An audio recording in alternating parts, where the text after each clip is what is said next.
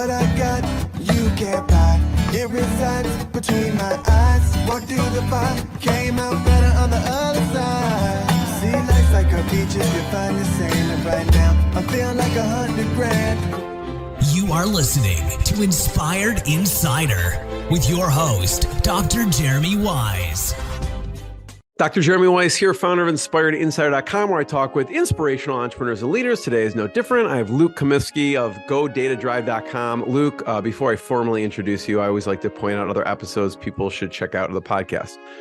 Since Luke is actually in EO, Minnesota, if you don't know what it is, Entrepreneurs Organization, a great group of entrepreneurs, founders getting together to help each other. I had Matt Zulk, who's in EO Tulsa, and he talked about growing his company. Key Renter, and EO Nashville, Robert Hartline. He talked about growing a chain of actually cell phone stores from scratch to over $100 million. And also he has a software company as well. Talked about that journey. And EO Chicago member Rafi Arbel of Market JD talked about how he grew his agency. He was a lawyer. He actually went on to get his MBA, and how he grew his agency that helps lawyers. So those are all interesting. Check them out on InspiredInsider.com. This episode is brought to you by Rise 25. Rise 25, we help businesses give to and connect to their Dream 100 relationships. And how do we do that? We actually do that by helping you run your podcast. We're an easy button for a company to launch and run a podcast. We do the strategy, the accountability, and the full execution around the podcast. Luke, we call ourselves the magic elves that work in the background to make it look easy for the host and the company, so that they can create great content and amazing relationships. You know, for me, the number one thing in my life is relationships. I'm always looking at ways to give to my best relationships. And I found no better way over the past decade to profile the people and companies I most admire and share with the world what they're working on. And I met Luke at one of the conferences actually in Entrepreneurs Organization. I'm like, Luke, you must come on my podcast to talk about what you're doing. He's got a really interesting, crazy story, even from traveling around the world to how he started his company. So we're going to get into that. But if you've thought about podcasting, you should. If you have questions, go to rise25.com to learn more. And I was saying, I'm excited to introduce Luke Komiskey. He's the founder and CEO of DataDrive. You can find him at godatadrive.com. And DataDrive is a data consulting firm providing managed analytic services. Well, we'll talk about what that means. And DataDrive helps growing mid-sized organizations transform their data into insights, which is the most important. What do you do with your data? How do you make decisions with your data, right? Because it's all there, but we need to provide action and insight. So that's what they help people do and organizations do. They have an ongoing partnership with companies to provide both the data platform and the team for delivering the faster and informed decisions. And over the last 7 years, Luke's grown DataDrive into a worldwide team of highly skilled professionals serving over 150 organizations. They've worked with organizations from healthcare to public school systems to manufacturing to software companies and more. Luke, thanks for joining me. Thanks for having me. Fantastic introduction. So just talk for a little bit. We'll dig into what you do a little bit, but just tell people a little bit more about DataDrive and what you do. Yeah, DataDrive, like you mentioned, we are a data analytics consultancy, but really specialize around that whole concept of managed analytics services. And the whole idea of that is organizations are very, very familiar with collecting data, entering data, bringing on new applications within their business to bring that data and have their people input data into everything about their business process. But what most companies struggle with is, what are we doing with all of this data, and how is it actually driving informed insights and faster decision making for how we are going to go to market? And so what we really help organizations with is business leaders who are trying to figure out how to make sense of what they've been collecting over the year. Can it be brought together? We are the easy button for being able to bring on an experienced data team that already has experience setting up these end-to-end systems and how to analyze and pull interesting insights out of your data. That we bring all of that through a managed service that provides that ongoing support to help grow the internal skill sets, but also manage all of the data moving around between these disparate systems within companies. Well, let's talk about an example so we can kind of just get some clarity for people, because, you know, we all have data and we all want to have more insights and action. You helped a media agency. Talk about some of the things you did there.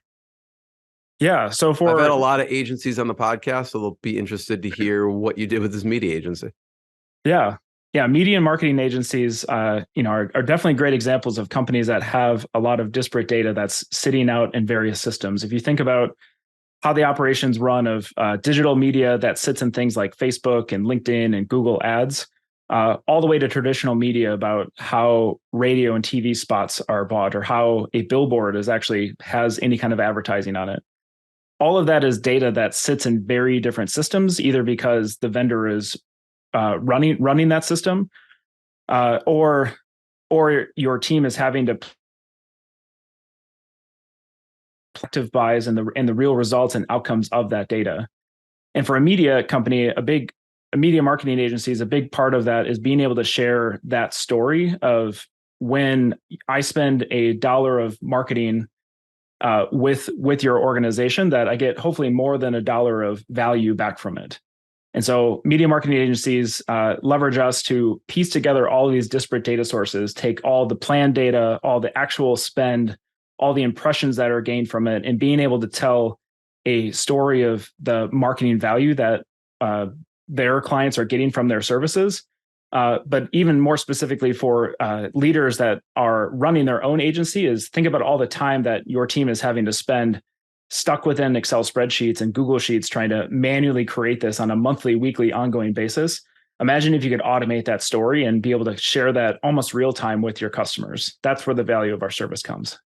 So a lot of times, and if you're listening to the audio, there's a video piece, and we're looking at GoDataDrive.com. You can see here's their website, but the case studies, one of them is a media company. I know you help a lot of media companies, but they can actually use it as a way, like from a sales perspective and a marketing perspective, because they may not know exactly, they go, we know we're getting results. We know we're getting a certain times, whatever, ROAS or certain return on spend, but we don't know exactly what that is. And you help them figure that out. That's one example, I guess, of how they figure it out. And they use that in their marketing and sales. Yeah. So, two different ways, right? You can either gain the efficiencies of not having to have a team manually pull all this data and piece together for weekly, monthly presentations. There's a time savings element of it. So they may use it with their current clients also. Yeah. Absolutely. So not just, from a sales and marketing, hey, this is what we get, but maybe they have a monthly meeting with their clients and they don't want to have to pull all the data, and you basically do it, give them a nice presentation, and they're off to the races, and they can just focus on the client. Yeah. And it's incredibly self-service that these teams can actually pull presentations at any given time without anyone from our side having to support that. The data is constantly being flowing in, that it removes all of that manual intervention of data that so many organizations kind of build entire teams around the copy and pasting of data. But I think the second piece that we've actually seen a lot more, particularly over the last 2 years, is this concept of data monetization.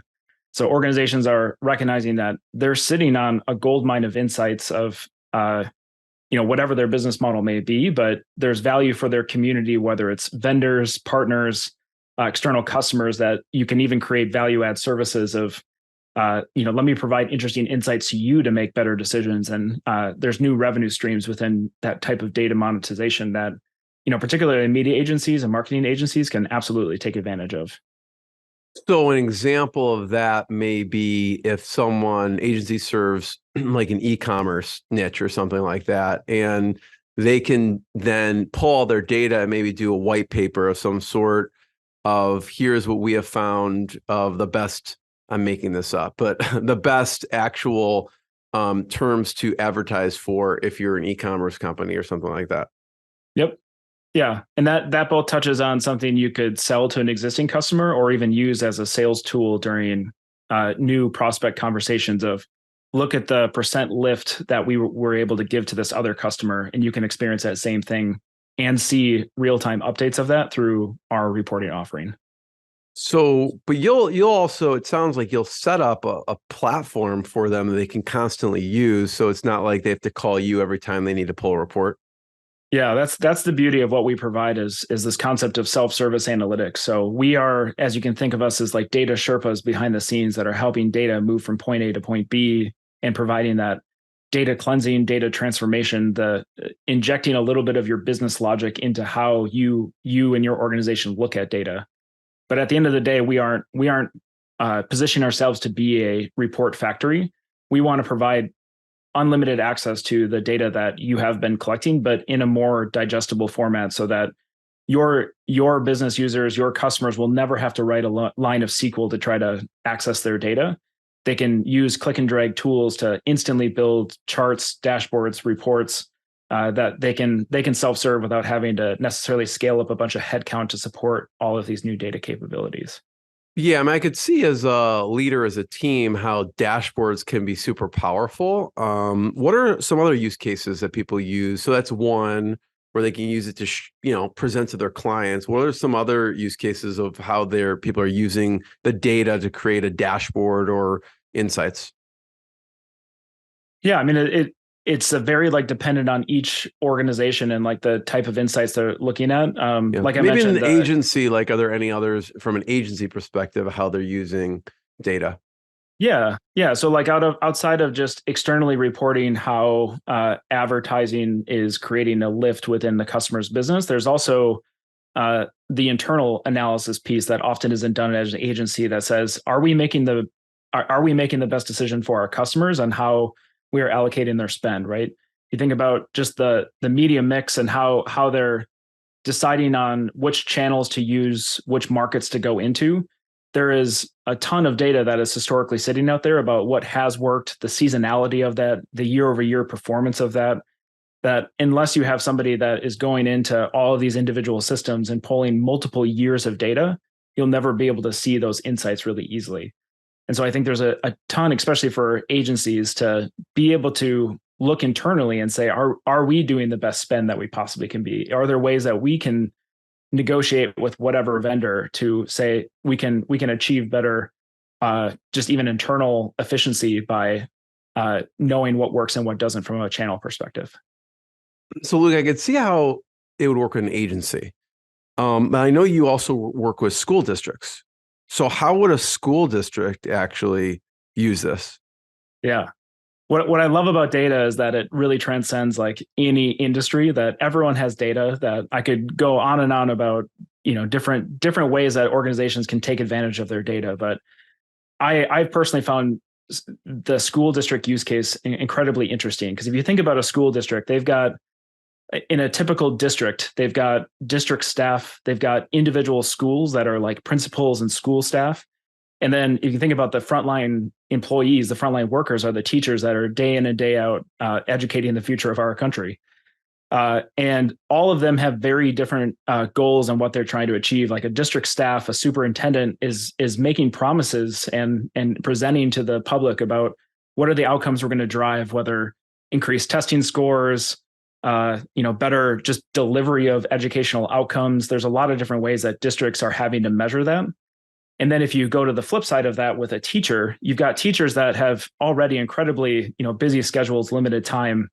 But imagine that right before a class is about to start, they're able to go in and view insights about how this class of 20, 30 people that are about to enter this room are performing in math, in reading, and being able to easily see, are they showing up on time? Are they having disciplinary actions? Is there a trend in how these testing scores to figure out, are there particular students that I can pay closer attention to? Or is there kind of a broader way that I could approach this class differently because I've got real-time insights that I can look at 5 minutes before a class is about to start?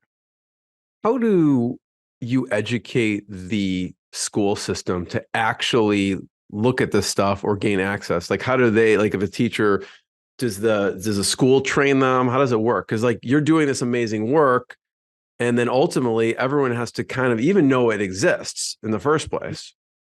How do they disseminate the information so people can actually use it? Yeah. And what's cool about the schools that we've worked with is that there's already that natural demand there of people are already piecing together their own Excel spreadsheets of trying to get those types of insights into how their district is doing or how their classes are performing. But I think another benefit of really what we provide with managed analytics services is not only plugging in the platform that's combining these, multiple systems and bringing together student data from all different places, So that's the platform piece, but the other piece is we provide that ongoing support. And so what that looks like can be different for different organizations, but it can be report development, it can be business analysis, and then another one that many companies take advantage of from our services is just ongoing doctor's hours and trainings. So being able to have an open time for teachers or district staff to be able to come in and ask questions of what else could we be doing with our data? Because to your point, not everyone is thinking in terms of how can I use data to make my job easier, but they all fundamentally have questions about, how can I be more efficient in the role that I'm doing? And so having a space for people to be able to ask that question through formal doctor's hours or shared channels that they have with us, we can help translate that into a data-driven insight that they can find with the reporting platform that we're hosting for them. I know this is a very kind of granular question, but so I'm a teacher. Is there like something I log into to get that? Like, how do I actually access the data and insights? Yeah. There's either the main reporting platform, one that we use and have been a heavy partner of for years has been Tableau, which is an industry-leading data visualization self-service platform. So many of our organizations take advantage of Tableau's existing platform that is available through the browser to be able to log in. What's great about those platforms is that, for many organizations that have, the application management, it is a single sign-on into being able to see those reports. But another thing that we do provide is being able to create white labeled reporting portals or reporting experiences. And so imagine you could go to portal.godatadrive.com, which is a real link, to be able to check out or be able to log in to the Insights portal and then easily find content that's specific to your role. And make that a frictionless experience on being able to find insights quickly, because especially within schools, very limited time. And so we want to make the fastest way we can deliver insights directly to them. It sounds like from an onboarding perspective, like to them, it shows up, oh, there's this magic thing that I log into. What does it look like for you as a company though? Because you must have to pull data from like all these random fragmented sources. Yes. Or maybe test scores over here, then maybe this over. I don't know. What does it look like in the onboarding process to create this type of solution? Yeah, for any organization we bring on, and school districts are the same. It's building out an inventory of what are the business questions or like analysis that they're looking to do, and understanding where is that data logged today. And for us, it's identifying the application ecosystem. And so for most companies, it isn't just one source that rules them all. And that's the challenge that most organizations have with building an analytics platform, is like my data sitting all over the place in a CRM and an ERP and a spreadsheet randomly. And so during that discovery and implementation process that we do for setting up that reporting platform is understanding, is there a student information system? Is there state assessment scores? Is there some kind of attendance log that we're able to tap into? And our secret sauce as a data company is being able to build out custom connectors and overall just kind of what we call ELT and data warehousing solutions, so that we can monitor that data coming in and out and alert everyone if anything breaks or anything changes, and be able to fix that without people needing to, I guess, appreciate all the complexity behind the scenes. Like, our goal is to kind of make it look like magic that this data shows up in one place, but there is a lot of work behind the scenes to make sure that this concept of a student ID matches across multiple systems. That isn't easy, and that's where we come in to make that seamless. Talk about, as a company, usually when people start off with a company, it's not the niche they serve and the people they serve is not what it ends up, right? So talk about the evolution of niche. Like when you first started, what did the clients look like? And then how did it evolve to what it is now? So when I first started DataDrive, it was really like that first year, if we go way back, that first year was me being an experienced data consultant and transitioning into data freelancing life. And for me, it was leaning in on network and referrals to find whoever wanted data help, and I could somewhat scope out a project on how we could help.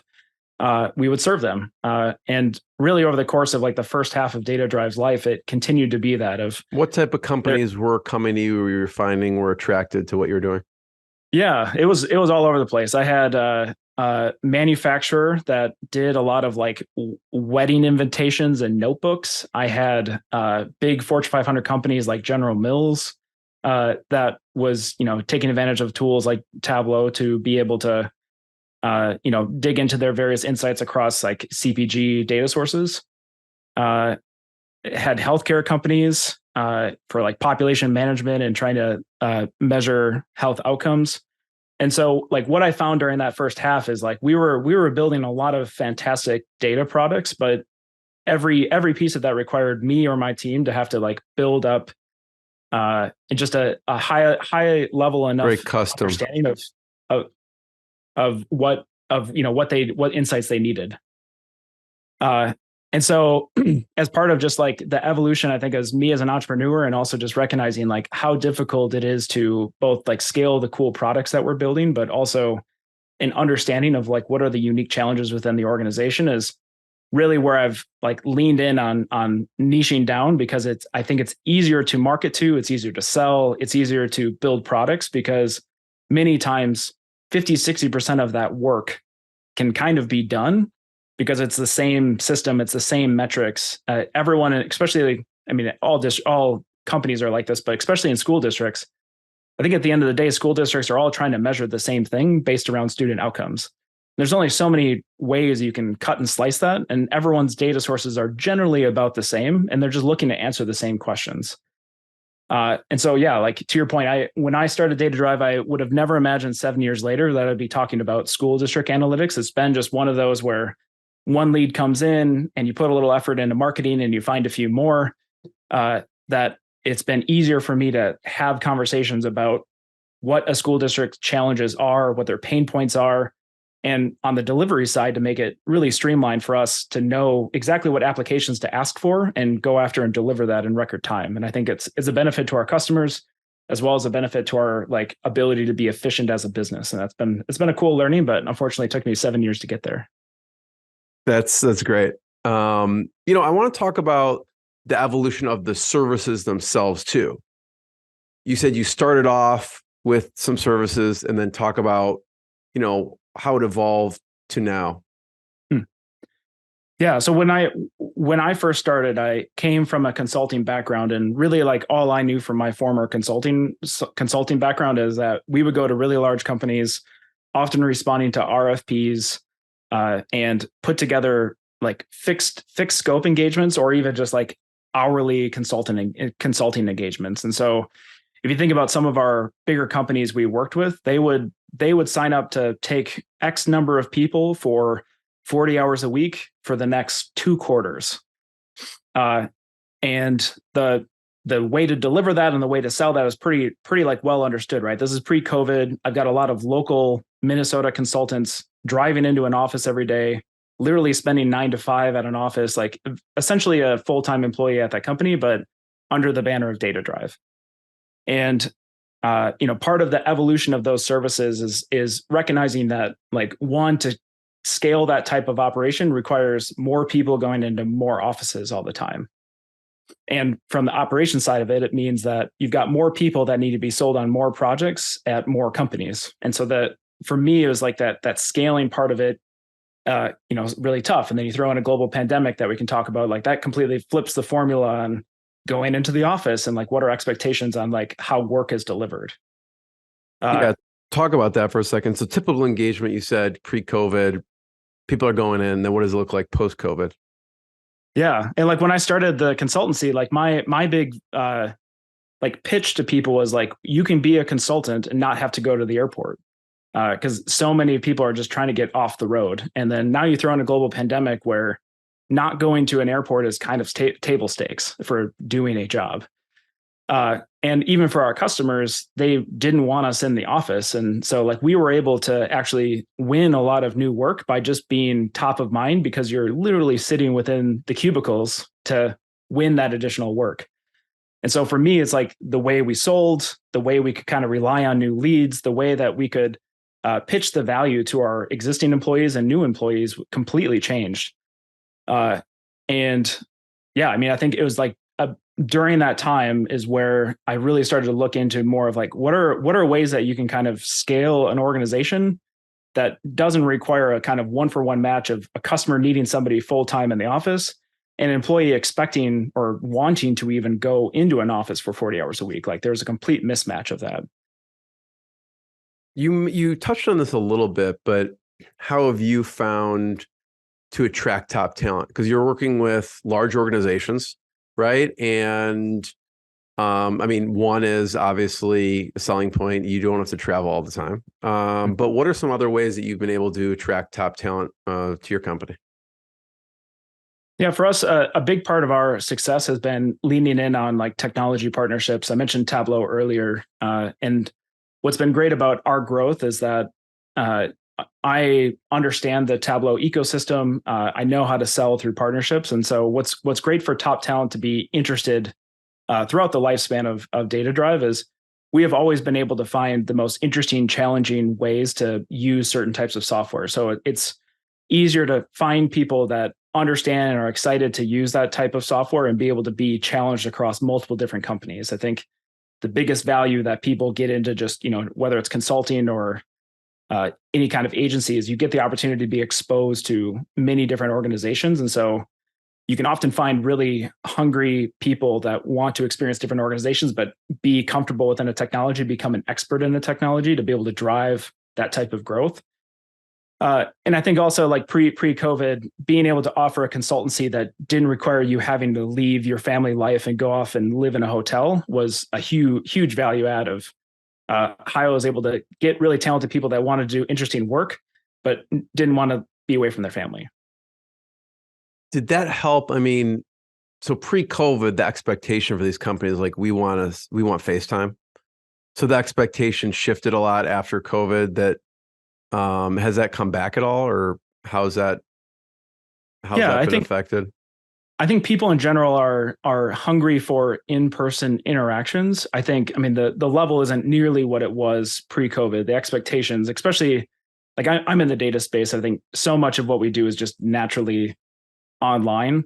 And so I think a lot of the great data talent really doesn't have a reason to have to go into an office. And so I think there's just an understanding that, hey, I can do my job from the comfort of my home. And for me, that's what I've leaned in on, building a remote virtual culture now.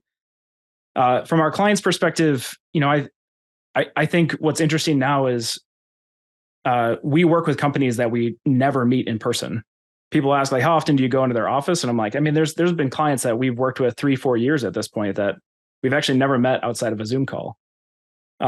And I think it's nice if when we're able to travel and see them in person. I think that's a huge still value add, and like ways that I'm trying to figure out how do you safely kind of insert that back into normal life, because people are hungry for the face-to-face interactions. But I found that for the work that we do, it's actually opened up how, like pre-COVID, I would say 80% of my business happened in Minnesota, and now 80% of my business happens outside of Minnesota. Like it's just that big of a flip. Talk about remote culture for a second, and what do you do to maintain a remote culture? Yeah, the biggest thing that I found is it's first of all finding people that have either experienced remote culture life or understand what they're signing up for. I think one of the things that, especially like during these like first 1 or 2 years where like everyone was doing remote work, is it's kind of the same thing I experienced as a freelancer. Is it's fun and a novel experience for the first like 6 to 12 months, but I think after that you start to find out whether your personality or work style or even like your life situation is really set up for success to do remote work.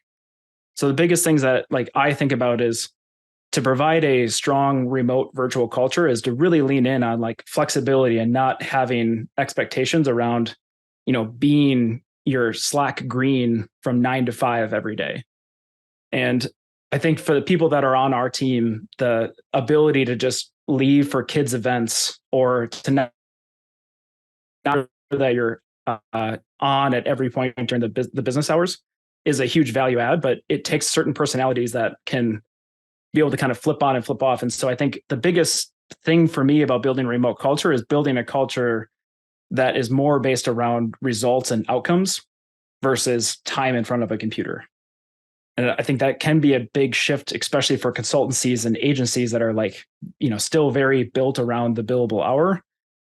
You're trying to measure time in a world where like you have no idea what people are doing at their home offices. And you can kind of see that now. People are trying to get people back to these expensive offices. And I think for talented data people, if you can offer an environment where like, I don't actually really care when you work, I care about what you get done, I think that can be really appealing for some of the top talent out there. I want to go to Luke. I mentioned in the very beginning about, there was a point where you just traveled the world. You went to 28 countries. I think you and your wife quit your job, sold everything, and traveled. What were some of the learnings why did you do that in the first place? What possessed you to do that? And then we'll talk about some of the learnings. So a big thing for me in my life, just in general, is like, I want to live a great story. And for me, I kind of view my story as this like ongoing, interesting chapters where I'm learning more about myself and just growing as a person.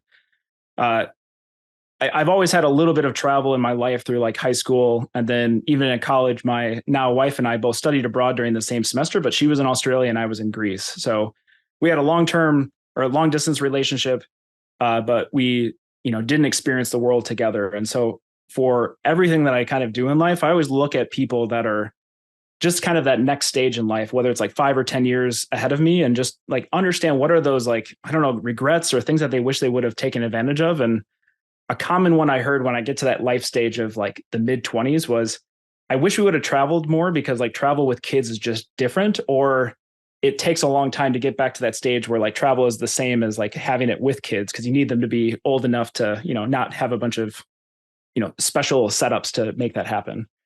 And so my wife and I very much took that to heart. We, now have 2 kids, but this trip happened in 2016. And we're at this point where like, I think we were both doing really well in our careers, and there was every reason not to leave, but we knew that every day we stayed would be just another reason to just like stay on the track that we were on. And so I'm not quite sure what possessed us to like make that decision finally. I mean, I remember that night vividly of like buying the one-way ticket to Tokyo and being like, all right, like now we're gonna have to quit our jobs and here we go. But I am so thankful for doing that experience, because one, now that I have kids, if you don't have kids and are listening to this, please travel before you have them, because it is different. And second of all, I think I owe so much about how like my personality is today. I think my tolerance for taking risk and actually, living a life where I can kind of like, I can plan out what I want to do and really own that script versus having a professional job tell me what that script is going to be. That year of 2016 is really where like my entrepreneurial fire really started up. I knew that I needed to start making some moves that have led to who I am today. And so very thankful for doing that. What were some of the memorable moments along the trip that you still think back on and learn from? Yeah, the 2 that come to mind is one, I loved absolutely like our favorite country was New Zealand. My wife and I are huge outdoor fanatics. And the way we tackled that was just so fun and interesting, because for 2 weeks, we rented a Toyota Corolla. We went to a Walmart equivalent to buy $100 worth of camping gear, Salvation Army to pick up some warm clothes. And for 2 weeks, we were like living out of a car, putting up a tent at night, or if it was raining, we would like sleep inside the vehicle. And I remember just like one night in particular, it was just raining hard. We had to park at a golf course. I had cooked instant noodles under the awning at the golf course. I remember that so much, because I think about how fun and free and kind of like just like stress free I felt in that space, that anytime like now in my life where I just get really stressed out or worked up or like unsure about what is like the negative consequence that's going to happen, I'm like, if I found happiness by like being instant noodles and a golf course in New Zealand, like I think I've already lived like the worst outcome, and I was incredibly free and happy in that moment. So above everything, like between New Zealand and then like traveling in Southeast Asia, where there's just a whole new level of income disparity and just like how people live, but yet they find happiness, I think always gives me a reminder of like setting expectations of, I think it's easy to get stuck in this American dream of more, work harder, and to like really set expectations of, at the end of the day, we're all just humans trying to like make it work on this earth, and give perspective of, what it means to live a fulfilling life. And often that doesn't happen just by working really hard. At what point, you said you bought the one-way ticket. At what point do you decide, okay, I think this trip is coming to an end here? So I'm a numbers guy. I know you'd be surprised by this, but Very surprised. Yeah. You're so like, I had this whole dashboard built that. No. I mean, I did. And so we like had our down payment on our house. That's what we used. Instead of getting our first house, we just used that as our travel funds. And for me, I had this fancy spreadsheet behind the scenes that was just tracking every single expense. And my goal after reading a few travel blogs was I want to travel for the whole year for $50 a day per person. And so every single expense was always just tracking this main KPI of $50 a day. You go to places like Japan, you go to places like Australia, you go to places like Western Europe, that metric runs really hot. And then you go to places like Southeast Asia or Eastern Europe, and now that number starts to go down. So I knew that with our funds that we would be able to last until Thanksgiving of 2016, and that is exactly when we came back. So I always kind of knew our numbers. I knew what we were trying to plan for. And honestly, I think about 11 months on the road of being unemployed, we were ready to come back. Now I'm ready to leave again, but we were ready to come back at that point. Talk about learnings in the relationship, right? You're with your wife. You're in a vehicle for 2 weeks, living out of a vehicle, a closed space. What were some of the learnings relationship wise?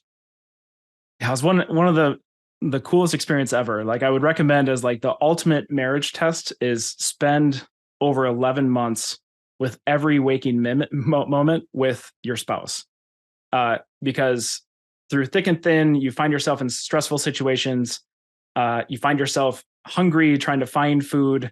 I mean, we experienced everything that to the point of like you have lunch or dinner with your significant other, and you're usually talking about like what happened in your day or who said something. But like imagine for 11 months, you're sharing every single memory that there's like nothing to talk about because you guys both experienced it together.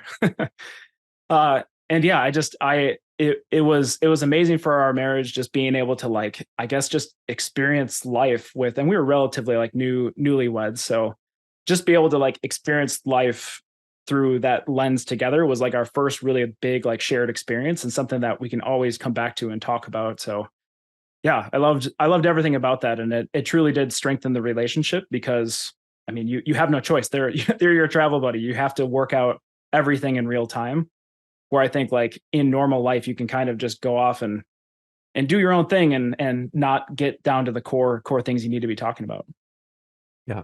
Look, thanks for sharing that. I have one last question. Before I ask it, I want to just point people to check out godatadrive.com to learn more. They have some great resources there that you can check out. But Luke, my last question is just mentors. That could be books, that could be actual people. Who are some of the mentors that have influenced your business journey? Yeah, I mean, I have to start by giving just a shout out to the Entrepreneurs Organization, of course, the one that you mentioned at the beginning, because for me, I felt like I was learning and figuring out things pretty well on my own, but until I found Entrepreneurs Organization and realized that people are thinking about it just very differently and just kind of giving me new ideas to think about. These mentors have been specifically for like my forum. And so within EO, you've got a group of people that you're meeting with on a monthly basis. My forum in particular has been with me through the thick and thin of just like figuring out both like personal things as well as my own professional journey, and helped me, I guess, think differently about what I'm trying to get out of my life, what I'm trying to get out of my business. And it's really like been instrumental about what like the learnings and the pivots that I get an opportunity to talk about today during this time together. Another one that stands out to me is just in particular is our old managing director from a consulting company right before I started DataDrive. Really like had no reason, because for as far as he know, like I was a great employee that left to go travel the world and never came back. And he was instrumental during my first year of consulting because I had no clue what I was doing. This guy would help me review master services agreements, help me figure out how to write up like a statement of work myself, and just was incredibly supportive about helping me find success when it really is like there was no gain for him outside of just helping me. And so I think about him a lot, just because it has really helped me set up for success. And always like I very much subscribe to that, once you make it to the top, like, got to send the elevator back down. And I think he's just been a really good mentor. And like, as I'm talking about him, I'm realizing it's been a while since I've said hi to him. So you might have inspired me. What do you think motivated him to help? Like you said, there's no gain on his part necessarily, but like, besides just the good deed of helping. Yeah. I kind of view it like he had found so much success in consulting. He was really just like the highest you could go at that level within the firm. And I think for him, it was just a way of like, he's got a lot of interesting knowledge. And I kind of joined that firm at a time where I owe a lot about how I sell and how I think about, positioning services and how I think about the metrics of running a consultancy. Like, I learned that by just joining meetings with him and just like osmosis those ideas. So I think for him, it's just like once you kind of figured it out, and I don't know if he has it all figured out, but I think is just a great opportunity for him to, give back. And like, even now when I reflect on just everyone I know in the entrepreneurs organization, like the reason why I go to these events and, meet up with people like you, Jeremy, is the most random stories and shared experiences that people provide, like completely like unlock a new way of thinking for me. And I love hanging out in the same rooms with people and just kind of seeing what comes out. It's a really cool feeling. What about from a book's perspective? I'm looking over your shoulder there. I see some books under the plant there. I don't know if those are some of your favorites, but what are some favorite books that you enjoy? Yeah, the latest one, I'm probably going to butcher the title, but we'll see if we get it right. The Gap in the Gain. Sure. Has been Benjamin Hardy and Dan Sullivan. Yeah, that's been just an incredible book. I think finding me at the right time, because I think so much of going through a business pivot is you think about all the things that you didn't think about the first time, like the gap of what you should have done. And I think helping me think about how much I've gained now to be able to make those decisions has like put me just better mentally in a good spot, and just very appreciative. That book just like found me at the right time. Yeah, I mean, the other things that I like really subscribe to as well is EOS, Entrepreneur's Operating System. Traction is kind of their main book, but they've got many in the Gino Wickman library. That has been really helpful for me, taking it from a scrappy freelance operation to like growing up with a pretty simple system, but hard to execute if you're not committed. But that's helped me get to new heights about building something that can live beyond me and an actual asset versus just, Luke creating a job out of being a freelancer. Yeah, and check, there is an interview I did with Gino Wickman. You could check that out. He's the author of Traction and several other books, and also Mark Winters, who co-authored with Gino Wickman Rocket Fuel. That's also a really good interview and good book as well. You have it right there? Yeah, that's the orange book right up here. Oh, cool. So check those out. Luke, I wanted to be the first one to thank you. Thanks for sharing your journey, your knowledge, your lessons. Everyone can check out GoDataDrive.com to learn more, and we'll see you next time. Thanks, Luke. Thank you. What I got, you can't buy. It resides between my eyes. Walked through the fire, came out better on the other side. See, life's like a beach if you find the sailing right now. I'm feeling like $100 grand.